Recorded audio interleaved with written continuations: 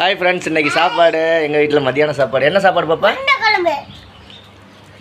என்ன நிஷா சாப்பிட்ற? தாரணீஷும் சாப்பிட்டுக்கிட்டு இருக்காரு. Very good. எப்படி நிஷா இருக்கு டேஸ்ட்டு? நிஷா வந்து கறி குழம்பு ஊற்றி சாப்பிட்றா. கறி குழம்பு நேற்று வச்சது அது.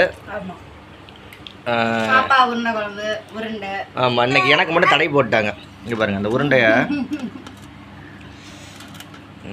இல்லைங்க பாருங்கள், உருண்டையை அப்படியே உடச்சி போட்டு எடுத்து வைடி. ஒரு உருண்டை தம்பி தட்டில் உள்ளதை எடுத்து வை. அவன் திங்க மாட்டான் வேணான்ட்டான். அதனால் இந்த உருண்டையை அப்படி உடச்சி அது மேலே இப்படி லைட்டாக குழம்பு ஊற்றி அப்படியே எடுத்து வாயில் போடணும். அப்படியே எடுத்து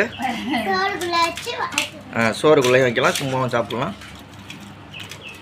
வேற லெவல். உங்களுக்குலாம் உருண்டை குழம்பு பிடிக்குமா பிடிக்காதா அப்படின்றத கண்டிப்பாக கமெண்ட்ல சொல்லுங்க. ஆனால் உங்களுக்கு என்ன சாப்பாடுன்னு சொல்லுங்க. உங்கள் வீட்டில் என்ன சாப்பிடு? பாப்பா உருண்டை எப்படி இருக்கு?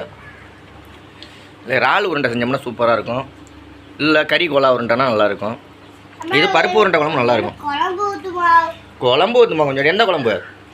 உருண்டை குழம்பு. பார்ப்போங்க.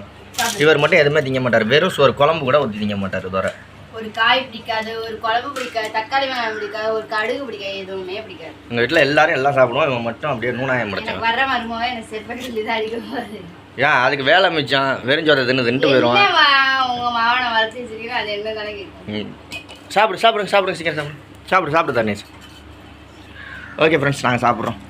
பாய்.